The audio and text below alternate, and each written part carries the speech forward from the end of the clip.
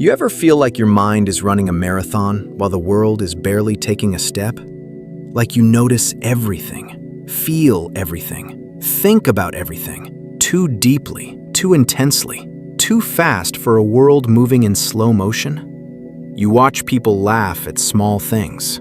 You watch them live simply, without questioning, without analyzing, without drowning in meaning. And some days, you wish you could do the same. But you can't. Your mind isn't built that way. Your thoughts have a life of their own, a pulse, a hunger, a sharpness that cuts into everything around you. You think in layers, not lines. You notice patterns before they unfold. You sense intentions before a word is spoken. You see the story inside the silence. And because of that, you burn out faster than others. Not because you're weak, not because you're fragile, but because you're wired with an intensity that the world was never designed to hold. There's a word for this: overexcitability. It describes the mind that runs hotter, the emotions that run deeper, the perception that runs sharper, the awareness that becomes too much. Most people live on the surface, but you live in the undercurrents.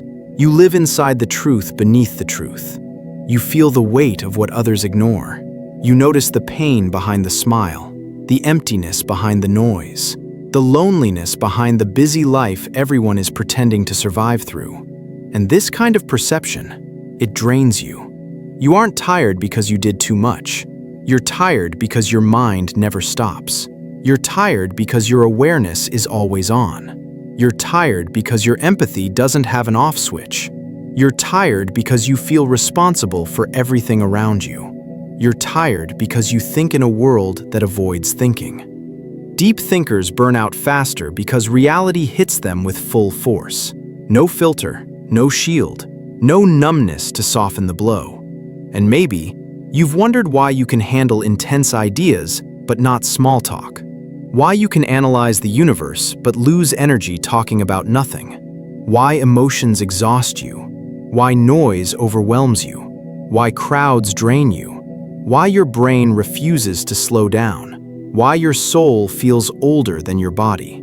If any of this feels painfully familiar, you're not alone. You're not broken. You're not too much. You're simply built for depth in a world obsessed with the shallow. And it's time you understand what's happening inside you and why your burnout isn't the end, but the beginning of a deeper transformation. Barrier awareness. There are people who move through life half awake, drifting from moment to moment as if existence were something soft, something simple, something that requires nothing more than a heartbeat and a habit. They absorb only what is loud enough to demand their attention. They react only to what touches them directly. They live on the surface, a surface so thin a single thought could crack it. But then there is you. You don't live on the surface. You don't float. You sink.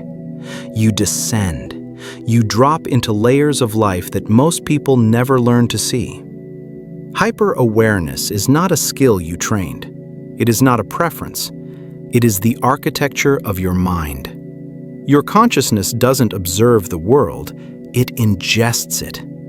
It doesn't skim the surface, it dissects the pattern behind the pattern. It notices the shadow behind the shadow. It hears the intention behind the sentence. It reads the silence louder than the sound. And that kind of perception changes the way you exist. You enter a room and your mind registers everything. The tension hanging between two people. The subtle discomfort someone hides behind a smile. The fatigue in the eyes of a person pretending to be fine. The quiet insecurity someone masks with loudness. Other people see faces, you see stories. You see the fractures behind their eyes. You see the weight they carry. You see the lies they tell themselves just to function. And this isn't something you turn on, it's something that is always on. Your awareness does not sleep when you sleep, it only shifts its form. Even in your dreams, your mind is analyzing, interpreting, connecting threads you didn't even know were loose. Hyper-awareness is like having your nervous system exposed. Every energy, every emotion, every shift in the environment touches you directly, instantly, and intensely. You're not just aware of your surroundings, you're aware of the psychological climate around you. You feel people's intentions before they reveal them. You sense emotional danger before it arrives. You detect manipulation instantly. You pick up on things others deny until they explode. Your mind is a constantly tuned instrument, so sensitive that even the smallest discord resonates within you. And this is exhausting. Not because awareness is bad, but because awareness without rest becomes a form of internal pressure that never stops building. Imagine trying to sleep while your brain is still scanning for danger. Imagine trying to relax while your consciousness keeps analyzing every variable. Imagine trying to enjoy a moment while your mind keeps calculating what might go wrong next. Hyper-awareness doesn't allow you to simply exist. You are always processing, always interpreting, always absorbing more than you need, more than you asked for, more than your emotional system can handle. This is why shallow conversations drain you. It's not the people, it's the emptiness of the interaction. While they speak, your mind is reading between the words, searching for truth, meaning, authenticity, something real to hold on to. But small talk isn't built for the real. It's built for avoidance, for social comfort, for escape from depth. And you can't escape depth. Your mind won't let you. Your awareness won't let you. Your curiosity won't let you. Your instinct to understand won't let you. That's the thing about hyper-awareness.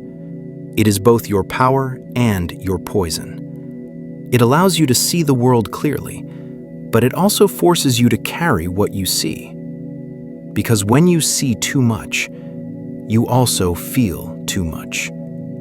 You notice the small betrayals people commit against themselves.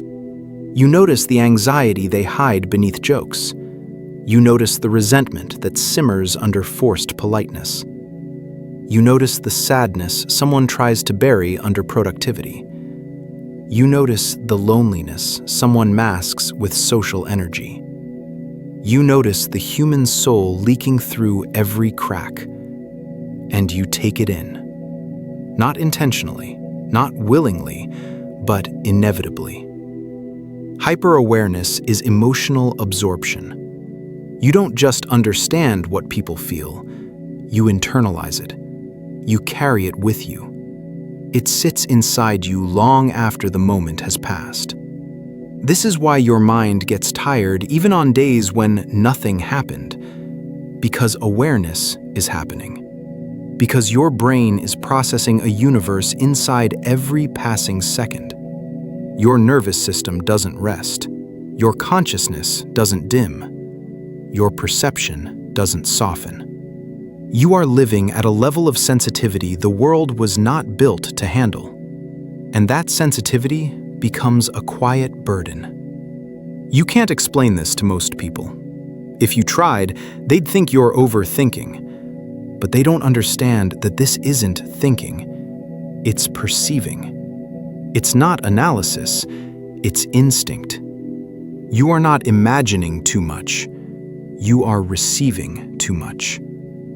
Hyper-awareness is like being born with too many windows open. Light pours in from every direction. Information floods you without asking permission. You see everything, even when you don't want to. You feel everything, even what isn't yours. And you reach a point where your mind becomes tired. Not sleepy, not lazy. Tired in a way that feels spiritual. Tired in a way that feels cellular. Tired in a way that feels ancient. As if you've been carrying the awareness of not just your life, but all the lives around you. This is the root of your burnout. the burnout no one sees. The burnout people mistake for laziness, detachment, or moodiness. But it's really just the weight of a mind that works too intensely. Hyper-awareness burns you from the inside out, not because you're weak, but because you're overloaded.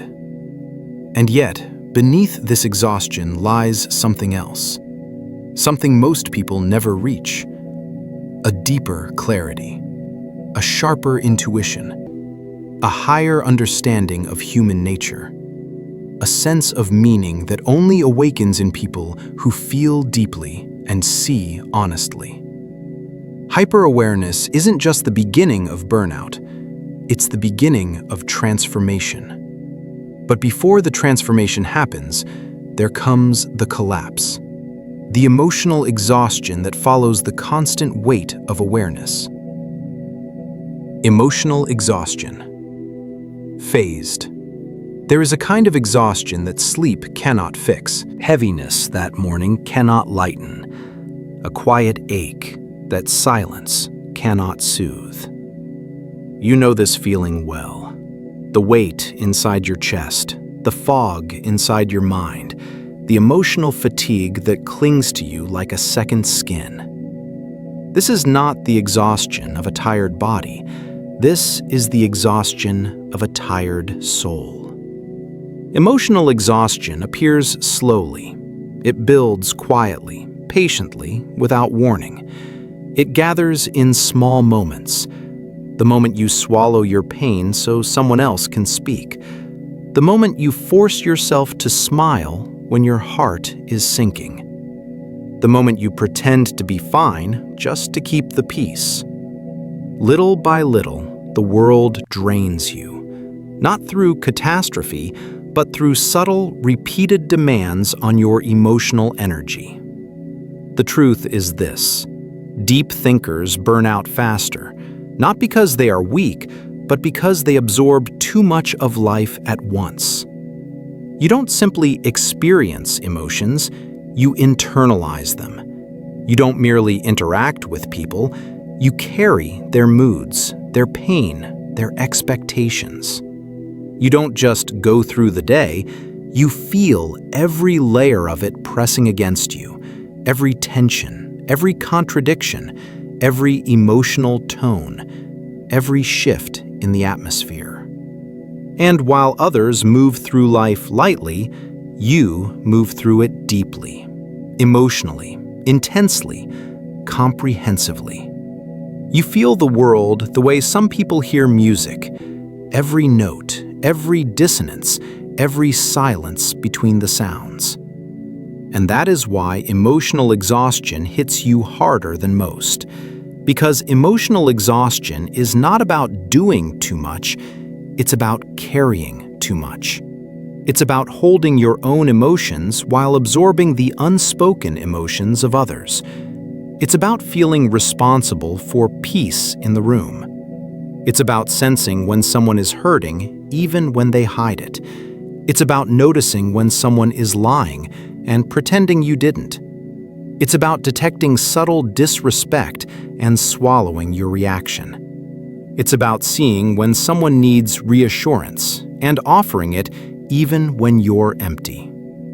Deep thinkers often become emotional caretakers, not because they want to, but because they are built to notice what others overlook.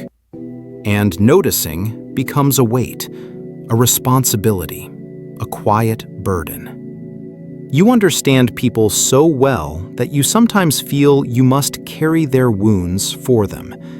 You soften your voice to protect them. You silence your needs to avoid overwhelming them. You rearrange yourself so they can feel comfortable. You become the place where others pour their chaos, their confusion, their projections, and you rarely have anyone who does the same for you. You want to explain why you're exhausted, but how do you explain the weight of noticing everything? How do you describe the emotional cost of seeing the truth behind people's eyes? How do you put into words the way the world pierces you, softly but constantly? You can't. So you withdraw. You retreat into yourself. You cut the world at the edges just to breathe. Because emotional exhaustion looks like this. It's the moment you wake up already tired. It's the moment you stare at a wall, wondering why everything feels heavy.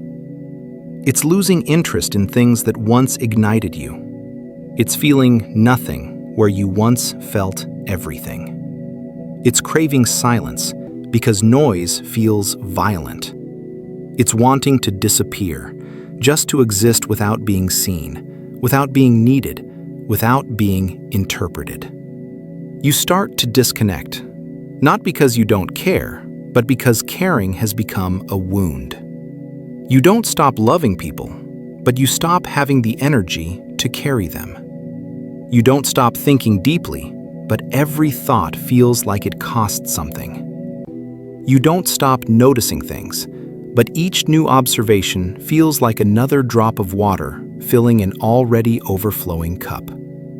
Emotional exhaustion isn't a breakdown, it's a slow erosion. It's the soul quietly whispering, "I can't hold this much anymore." And if you look closely, you'll notice it always begins the same way. You start to avoid conversations that require emotional labor. You begin to dread messages, even from people you care about. You crave isolation, not because you hate people, but because you need space, real space, empty space, to hear yourself again. You withdraw to conserve energy. You hide not to be dramatic, but to survive. You become quiet, not out of bitterness, but out of self-preservation. This is how emotional exhaustion manifests for deep thinkers, not in chaos, but in emptiness, not in panic, but in numbness, not in anger, but in silence. And here's the truth almost no one understands. Hyper-awareness leads to emotional exhaustion because your mind sees too much and your heart feels too much. You cannot unsee what you've seen. You cannot unfeel what you've absorbed. You cannot unlearn the truth you've recognized in others. You can only carry it until you can't. You begin to understand people long before they understand themselves. You notice their patterns, their fears, their insecurities, their contradictions, their self-deception. And even though you can see their wounds clearly, you cannot heal them. You can only witness them. And witnessing becomes its own kind of burden. This is the exhausting part. Knowing more than you can express, feeling more than you can handle, carrying more than anyone realizes. And while others look at you and say, "You're so calm," they don't see the quiet storm swirling behind your eyes. Your mind is not calm. Your soul is not light. Your heart is not empty. You are simply holding it together. Emotional exhaustion is the point where holding it together becomes too heavy. When the internal pressure becomes so consistent that your system begins to shut down for protection. This is when numbness arrives. This is when you withdraw from everything. This is when you stop reacting, not because you don't care, but because you finally reached the threshold. And in that threshold, a strange clarity begins to form. The beginning of burnout is also the beginning of awakening. Because emotional exhaustion forces you to step back. It forces you to let go of roles you never wanted. It forces you to recognize the weight you've been carrying. It forces you to face your limits. It forces you to seek yourself again, beneath all the noise, the expectations, the emotional responsibilities. Emotional exhaustion strips away everything that is not essential. And what remains is what you will rebuild yourself from. But before that rebuilding happens, you must pass through another stage. One rarely spoken of, one that deep thinkers understand too intimately: social mismatch. A mind that sees too much and a soul that feels too deeply always struggles to find a place in a world built for speed, noise, and superficiality. Social mismatch. There is a moment in every deep thinker's life when they realize something quietly devastating. I don't fit here. I never have. You may not say it out loud. You may not fully admit it to yourself, but you feel it.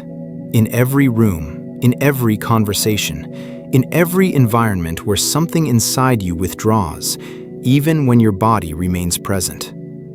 This is social mismatch, the invisible fracture between a mind built for depth and a world built for speed, distraction, and surface-level interactions.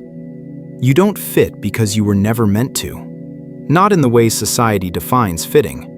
Not in the way people expect. Not in the way groups operate. And the more aware you become, the clearer the mismatch grows. It begins early, sometimes in childhood. You watch other kids play, shout, run, laugh without thinking, act without questioning. And there's a part of you that looks at them through a kind of glass window. You participate, maybe, but never fully. You mimic the motions, but your mind is elsewhere, watching, studying, understanding. You always felt slightly different, slightly displaced, slightly out of rhythm with the rest of the world. Like you were playing a role that everyone else seemed to embody naturally. And as you grow older, this mismatch deepens. You sit in conversations where everyone seems content to talk about trivialities, gossip, noise, shallow pursuits, and you feel your energy drain, your soul suffocate, your mind beg for something real. Small talk doesn't bore you, it empties you. Because small talk is the exchange of nothing, no meaning, no depth, no truth. Your mind is wired for inner worlds, not outer distractions. You crave the kind of conversation that feels like two souls meeting in the dark, not two egos performing in the light. This is why most of your connections feel unfulfilling. You're not difficult to talk to, you're difficult to reach. Not because you're closed off, but because your inner world is layered. And most people never learned how to see beyond the first layer of anyone. Social mismatch isn't just about preferring solitude. It's about the emotional and psychological dissonance you feel when someone stands close to you physically, but their presence doesn't touch you mentally or emotionally. You can be surrounded by people and feel more alone than when you're physically by yourself. This is not loneliness. This is misalignment. Your thoughts don't move the way theirs do. Your values are not shaped by the same motivations. Your emotional intensity isn't understood by people who live in emotional fragments. You are different. Not superior, not inferior, just different. But society is not built for difference. It is built for uniformity, for predictability, for people who follow the same rhythms, the same emotional patterns, the same social scripts. And when you diverge, when you question, when you think too deeply, feel too intensely, notice too much, you become something unsettling. Something people don't know how to categorize. Something they admire from afar, but avoid up close. Something intriguing, but intimidating. Something fascinating, but misunderstood. Your depth becomes a mirror, and most people can't bear to look into it. Because depth forces people to confront parts of themselves they've spent their entire lives avoiding. Depth requires honesty, vulnerability, self-awareness, qualities the average person rarely cultivates. So instead of meeting you where you are, they retreat. They keep it light. They keep it safe. They keep it superficial. And you feel the mismatch. You feel it when someone laughs at something that isn't funny. You feel it when a conversation drifts into shallow waters. You feel it when someone's energy doesn't match their words. You feel it when you try to open up and they respond with confusion. You feel it when you sense things they don't even know about themselves. This mismatch becomes a quiet burden. It makes you withdraw, not out of arrogance, but out of self-preservation. You begin to decline invitations. You stop pretending to be enthusiastic. You avoid environments that drain you. You seek your own company because it's the only place where you aren't performing, adjusting, or shrinking yourself. To the world, it looks like isolation. To you, it feels like oxygen. But the cost of this mismatch is real. When you don't fit into the social world, you begin to question yourself. Is there something wrong with me? Why can't I enjoy what everyone else seems to love? Why does conversation feel exhausting? Why do I always feel out of place?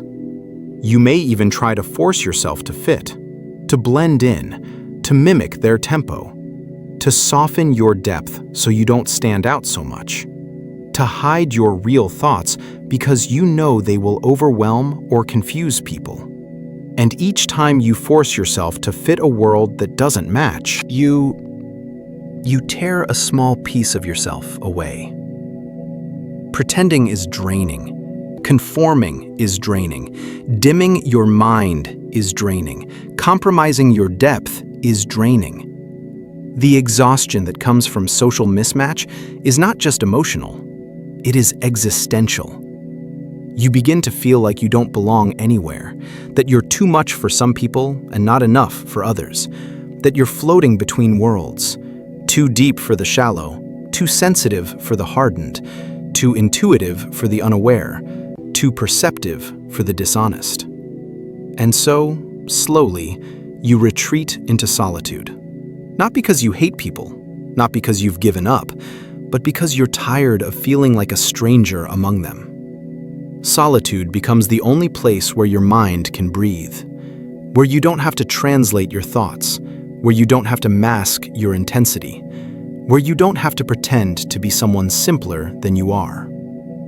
But here's the paradox. The deeper your solitude becomes, the more the world misunderstands you. They call you distant, cold, detached, aloof, unreachable. But they never see the truth. You're not unreachable.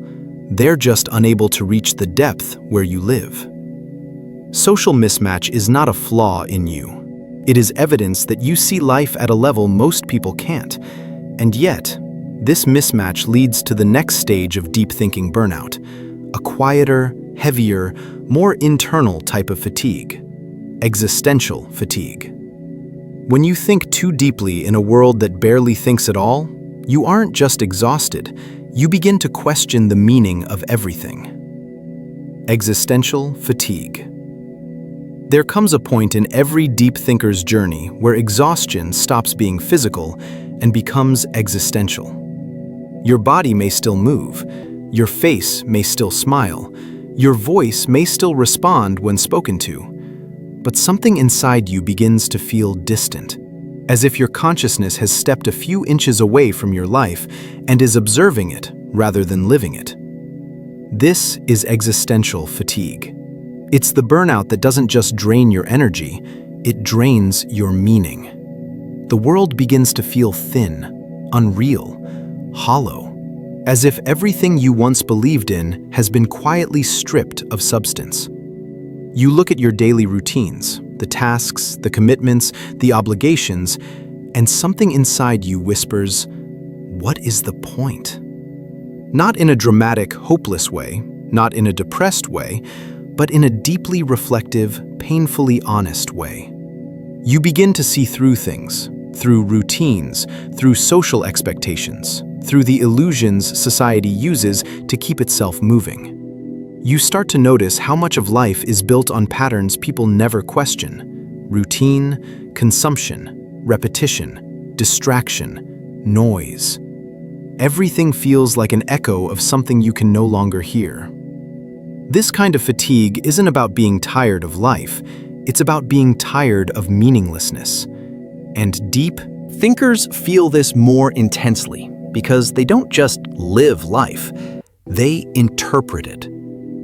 From a young age, you were already asking questions no one around you was prepared to answer. What makes a person who they are? What is the purpose of suffering? Why do people pretend? What is the meaning of all this? What am I supposed to do with this one life? You didn't ask these questions to be dramatic. You asked them because your mind was wired to seek truth beneath everything. But the world doesn't offer truth easily. It offers distraction, comfort, entertainment, noise, anything to keep people from digging too deep. And you dug anyway. You tore open the layers of human nature. You studied your pain like a map. You analyzed the patterns in your relationships. You tried to understand the architecture of your mind. But understanding comes with a cost. Once you see through illusions, you can't unsee them. And that clarity can feel like loneliness. You see how people chase validation. You see how they numb their minds with constant stimulation. You see how they avoid silence because silence reveals what they're running from. You see how they cling to routines that kill their spirit slowly. You see how society rewards conformity, not consciousness. And inside this awareness, a quiet fatigue begins to grow. Not the fatigue of the body, not the fatigue of the heart, the fatigue of the soul.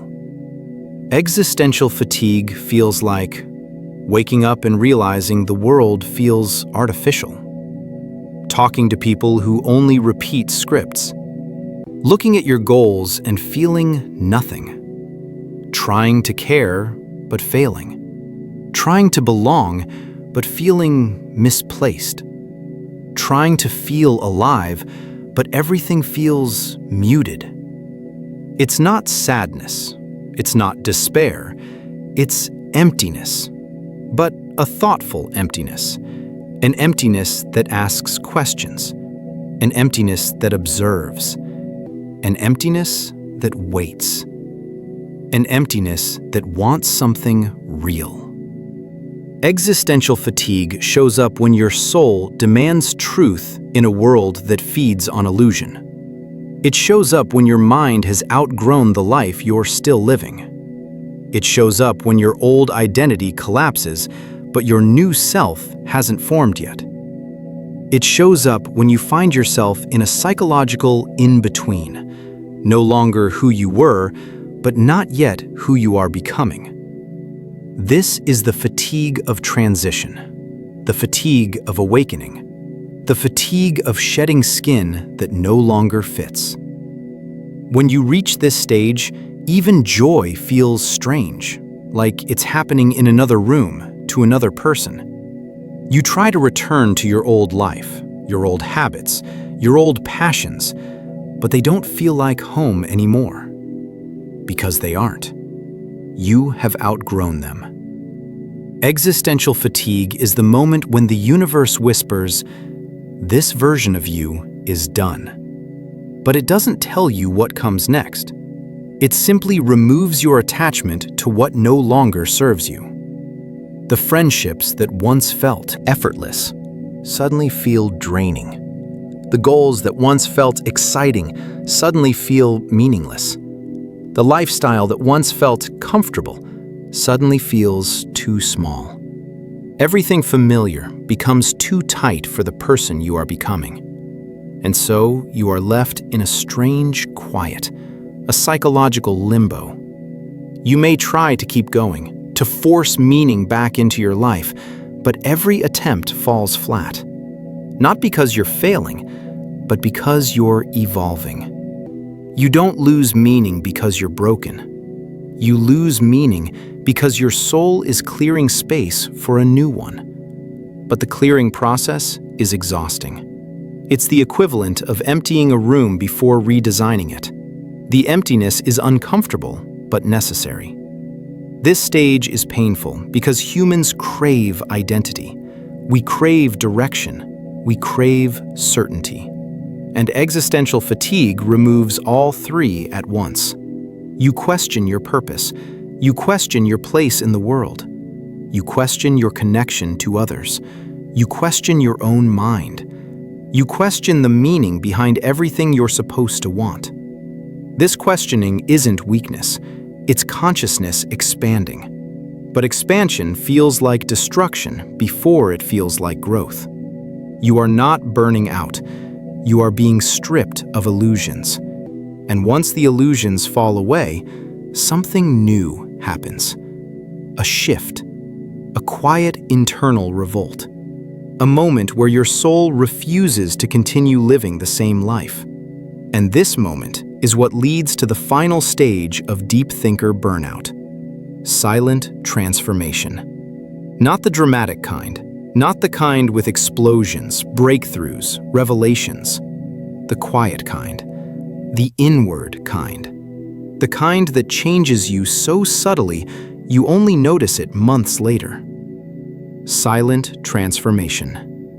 There comes a moment in a deep thinker's life when the exhaustion, the burnout, the misalignment, the loneliness, the emptiness stop feeling like symptoms and begin to feel like signals. Not alarms, not warnings, signals. Messages from something underneath your awareness, something ancient, something wordless, something that has been waiting patiently for you to slow down, to collapse, to crack open in the quiet. Silent transformation does not begin with clarity. It begins with erosion. Erosion of identity. Erosion of illusions. Erosion of the person you thought you had to be. It begins when you find yourself drifting away from the conversations that once entertained you. When you lose interest in the people who once defined you. When you can no longer tolerate what you used to endure so easily. When your dreams shift, your desires shift, your emotional landscape shifts. It begins when you stop fighting things that no longer make sense, and instead allow them to fall apart. Because transformation is never loud. Breakdowns are loud. Awakenings are quiet. The world imagines transformation as a moment of revelation, a flash of insight, a sudden cinematic breakthrough. But that's not how real change unfolds. Real change comes softly, slowly, quietly, through internal tremors, not external fireworks. You don't wake up one day enlightened. You wake up one day and realize you can't go back. That's silent transformation. It is the collapse of your old self that happens so subtly you don't even notice the weight disappearing, until suddenly you feel light enough to breathe again. But before the lightness, there is the void. The void feels like drifting. It feels like being suspended between two worlds, the one you've outgrown and the one you haven't yet entered. It feels like not recognizing your own reflection, your own thoughts, your own desires. You look at your life and feel disconnected from it, not out of dissatisfaction, but out of evolution. Silent transformation begins when your soul starts rejecting what your mind still tries to accept. It rejects the relationships that drain you. It rejects the habits that numb you. It rejects the identities built from expectation instead of authenticity. It rejects the emotional roles that suffocated you from childhood. It rejects anything that keeps you small, hidden, or asleep. But the rejection is quiet. A soft no inside your chest. A subtle pulling away. A faint disinterest.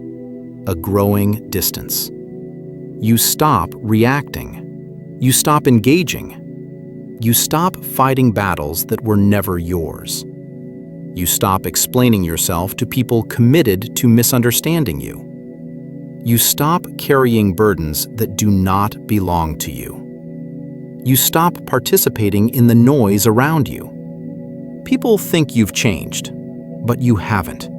You've simply stopped pretending. Silent transformation is the slow return to your original self. The self you buried to survive. The self you silenced to keep the peace. The self you suppressed to be accepted. The self you denied because the world taught you to shrink. You begin to unlearn everything you were taught in order to become who you were meant to be. This process is not glamorous. It is not aesthetically pleasing. It is not mystical in the way books make it sound. It is raw. It is disorienting. It is tiring. It is deeply uncomfortable.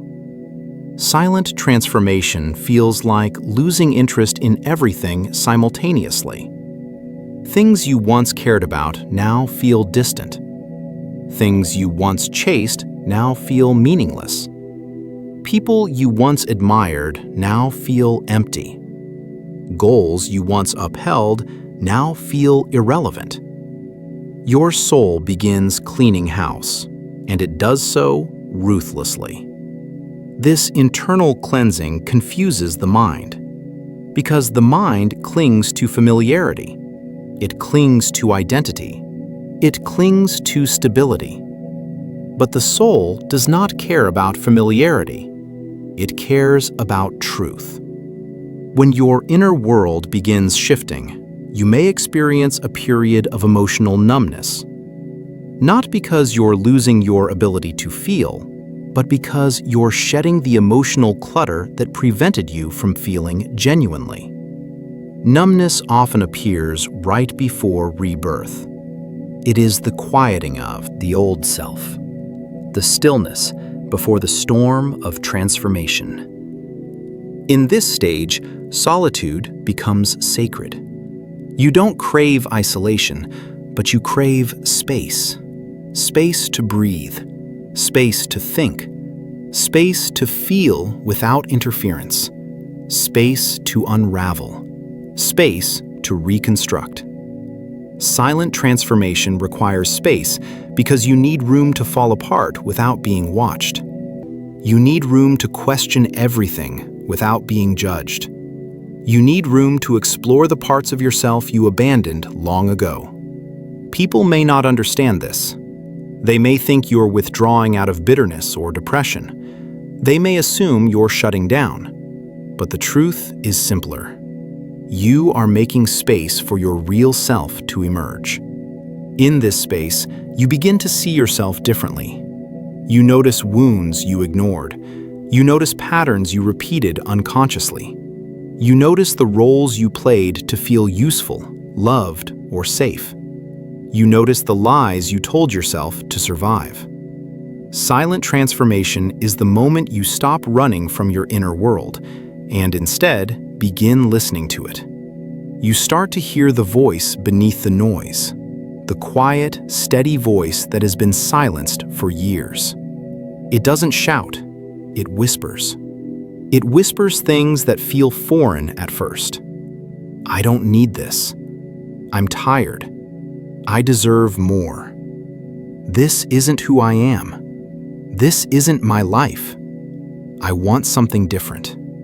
These whispers are the instructions for your transformation. They are not dramatic. They are not poetic. They are not philosophical. They are practical, grounded, honest, and they grow louder the more you listen. As the transformation deepens, something else begins to happen. You start letting go of expectations, both those placed on you by others and those you placed on yourself. You release the pressure to meet standards you didn't choose. You release the desire to be understood by people incapable of understanding themselves. You release the internalized shame that kept you small. You release the fear of disappointing those who were never meant to guide your journey. You release the illusion that you must become something impressive to be worthy. Letting go is the hardest part of silent transformation because it feels like death. the death of identities, the death of illusions, the death of old dreams. But growth always demands a funeral. You cannot become your future self while clinging to the skeleton of who you used to be. As the old layers fall away, you may feel empty, but this emptiness is not a loss, it is a clearing. A clearing where new desires will form, new clarity will rise, new strength will awaken. The emptiness is the soil, transformation is the seed, time is the water, and consciousness is the sun. You are not losing yourself. You are shedding the self you outgrew. Silent transformation culminates in a moment of internal recognition. A moment when you realize you don't respond the way you used to. You don't tolerate what you once tolerated. You don't chase what you once chased. You don't break where you once broke. You feel different. Not louder, not prouder, not more confident in the traditional sense, but deeper, more grounded, more attuned to your inner compass, more aligned with your truth. You learn to choose peace over approval, solitude over fake connection, purpose over distraction, honesty over comfort, boundaries over self-sacrifice. Your transformation becomes visible only to you, not because it is small, but because it is internal. That's why it's called silent transformation. People around you may not understand why you changed, why you no longer play the role you once did, why you're no longer as available, why you're harder to access, why you're no longer their emotional foundation. But you know because something inside you has shifted permanently. You are not the person they remember. You are not even the person you remember. You have crossed a threshold that cannot be uncrossed. You have outgrown survival. You have outgrown performative living. You have outgrown self-betrayal. You have outgrown the smallness that once protected you. Silent transformation doesn't give you a new life. It gives you back your real one. And now, you stand at the edge of something bigger, the emergence of the self you were meant to become all along. The strength inside the burnout. People think burnout is weakness, that exhaustion is failure, that losing motivation is some kind of moral flaw. They look at the symptoms, the fatigue, the numbness, the withdrawal, the silence, and they assume you've collapsed, that you've broken down, that you've fallen behind. They don't see the truth. Because burnout, real burnout, the kind that deep thinkers experience, isn't the collapse of who you are. It's the collapse of who you are not. It's the disintegration of the false self, the unraveling of survival patterns, the crumbling of masks that were never yours to wear, the shedding of expectations that strangled you, the ending of a version of you that could not grow any further. Burnout is not a failure of strength. It is evidence of how long you stayed strong for things that never deserved your strength. And the deeper your mind runs, the deeper the burnout becomes. But within that burnout, inside the fatigue, inside the numbness, inside the quiet, there is something else that people rarely talk about, a strength that is being rebuilt from the ground up, a new strength, a raw strength, a strength that isn't fueled by obligation, trauma, performance, or pressure, but by truth. Burnout doesn't take your strength away, it reveals where your real strength belongs. It doesn't destroy you. It destroys the life you built when you weren't aware of your own power. And that destruction, painful as it is, creates a clearing where a new self begins to form. Not loudly, not dramatically, but quietly. It begins with a simple refusal. A refusal to keep carrying what has always hurt you. A refusal to keep pretending everything is fine. A refusal to keep giving energy to what drains your soul. A refusal to keep being responsible for everyone's emotional atmosphere. A refusal to keep betraying yourself for love, approval, or belonging. Burnout forces you to confront what your real limits are, and in doing so, it reveals how much of your life was built on pushing past them.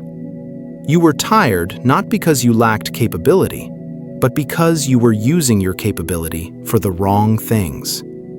You were drained not because you were weak, but because you were giving energy to people, places, and patterns that did not grow you.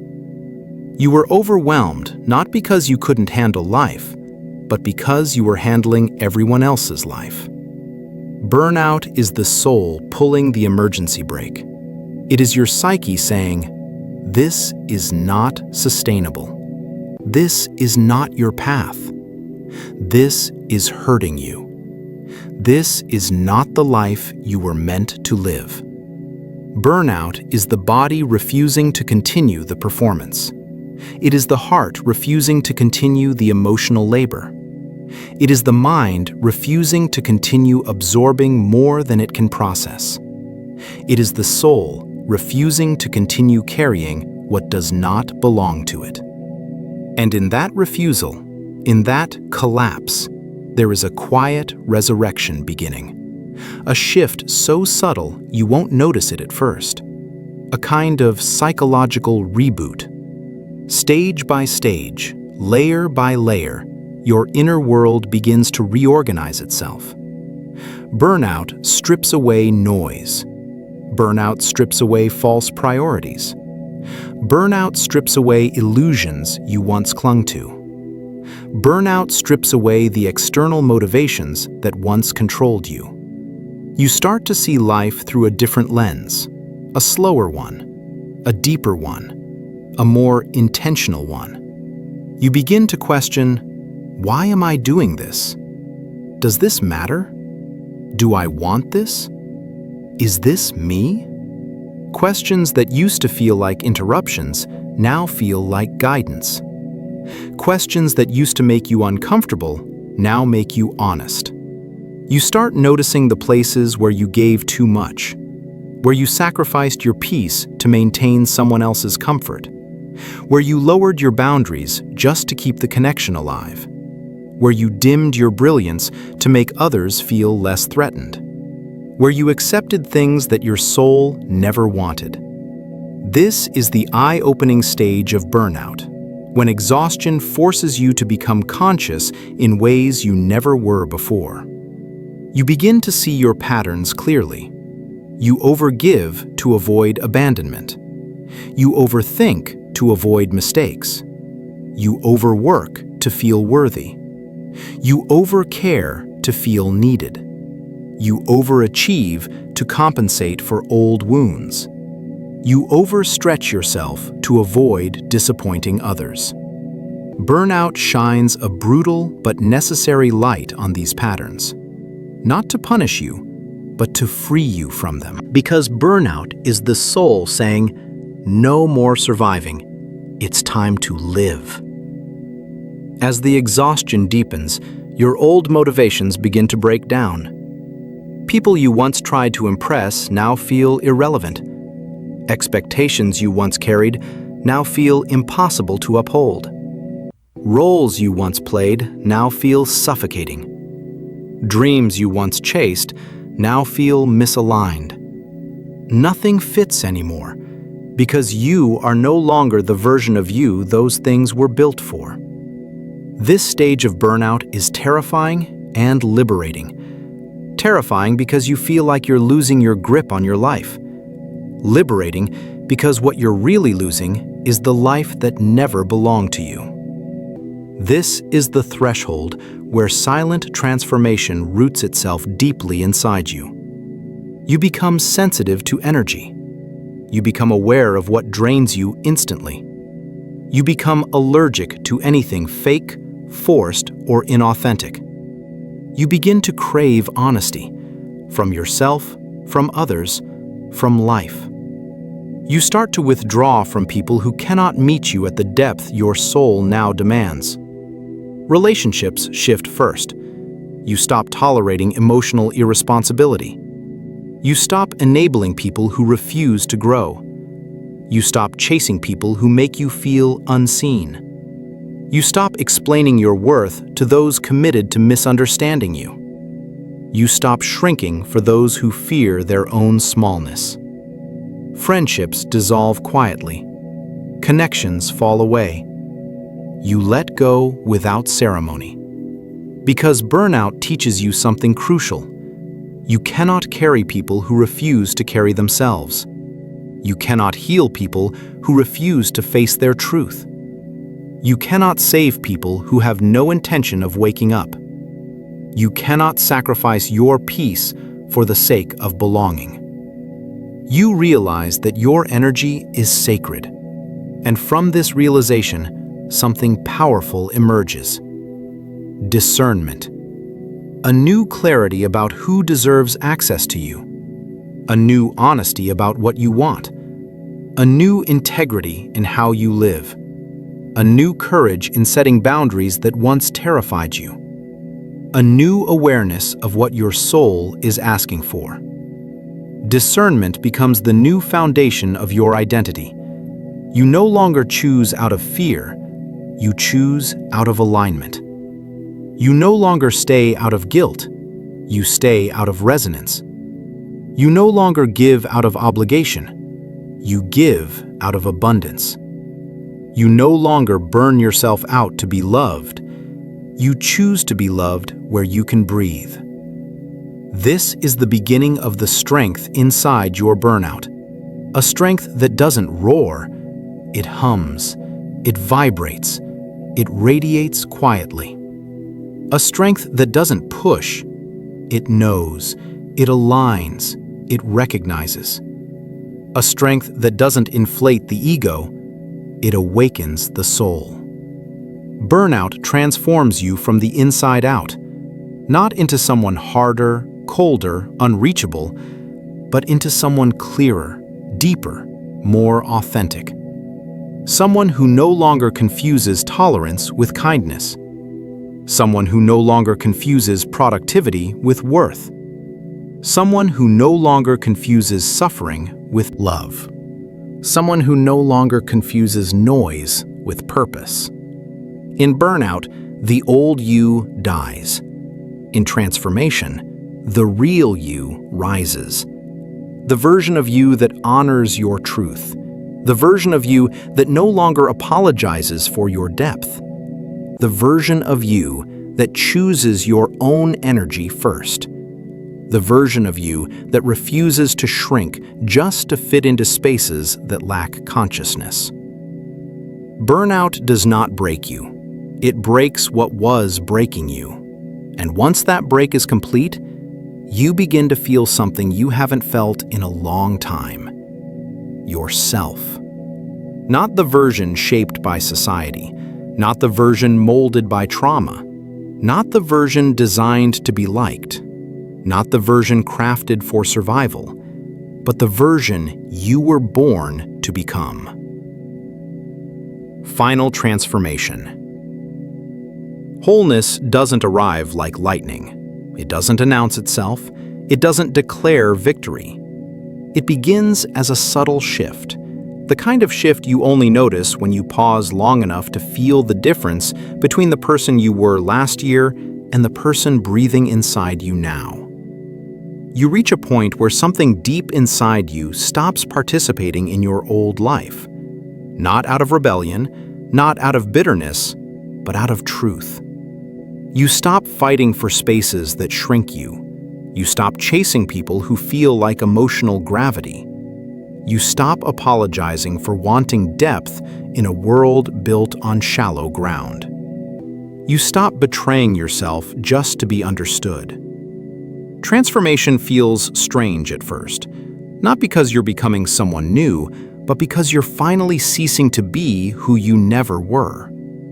A softness returns to your mind. Not weakness, softness. A quiet confidence built from surviving your own thoughts. A calm self-assurance built from sitting with your pain without letting it dictate the direction of your life. You begin to understand yourself in a way you never had the language for before. You learn how your mind works, how your body signals truth, how your intuition whispers rather than shouts, how your boundaries rise like a tide instead of a wall, how your silence is no longer a retreat, but a home. Life doesn't necessarily get easier, but you become harder to move, harder to manipulate, harder to disrupt. Your depth no longer exhausts you. Your sensitivity no longer confuses you. Your intelligence no longer isolates you. All the things that once felt like burdens now feel like instruments of perception, sharp, precise, purposeful. Your mind begins working with you rather than against you. You no longer obsess over fixing everything. You no longer try to prove anything. You no longer feel responsible for emotional worlds that do not belong to you. Somewhere along the way, quietly, you stop needing permission to exist as yourself. You start acting differently, even if subtly. You pause before reacting. You breathe before absorbing. You listen to the energy behind the words, not the words themselves. You honor your limits without guilt. You choose silence over unnecessary explanations. Your self-respect grows roots. Your intuition grows teeth. Your authenticity grows wings. The transformation is internal first, external later. It begins in the way you think about yourself. Then it shows up in the way you treat yourself. Then it radiates into the choices you make. What once drained you now feels irrelevant. What once frightened you now feels manageable. What once controlled you now feels distant. You recognize cycles before you enter them. You recognize manipulation before it hooks you. You recognize disrespect before it confuses you. You recognize your own patterns before you repeat them. This is the quiet superpower of the transformed mind, the clarity that comes from walking through your own darkness and surviving it. You stop craving outcomes. You start craving alignment. You stop chasing love. You start creating emotional safety for yourself. You stop seeking validation. You start living from the truth of your internal compass. People may accuse you of changing, of being different, of being distant, of being not the same person. But they're wrong. You are not different. You are finally yourself. The parts of you they once recognized were the parts of you that performed. The parts of you that people loved were often the parts that cost you the most internally. But you're done with that now. Transformation isn't about becoming a better version for the world. It's about becoming a true version for your soul. And once you reach that phase, something beautiful quietly returns. Interest. Not the restless kind, not the survival kind, not the validation-seeking kind. A softer interest in life, in yourself, in meaning, in the things that feel like real nourishment. You start enjoying your own company. You start noticing small beauty again. You start trusting your timing instead of fearing it. You start allowing life to unfold instead of forcing it. This is the new rhythm, one built not from pressure, but from presence. Nothing about you becomes bland or passive. If anything, you become more alive than you've ever been, because you're finally living from your core instead of your wounds. Your emotional world becomes cleaner. Your psychological world becomes clearer. Your spiritual world becomes quieter. This is what the journey was always leading you toward. Not perfection, not enlightenment, not immunity to pain, but integration. The merging of your shadow and your light, your past and your present, your wounds and your wisdom. You no longer run from yourself. You no longer fear your depth. You no longer see your sensitivity as a burden. You no longer dilute your truth to be digestible. You have become someone whole, in a world that thrives on fragmentation. Your transformation is not the end of your journey. It is the beginning of a new one. A journey where you no longer walk as the wounded version of yourself, but as the awakened one. And now there is only one question left. The question that determines everything that comes next. Now that you finally carry yourself differently, how will you carry your life?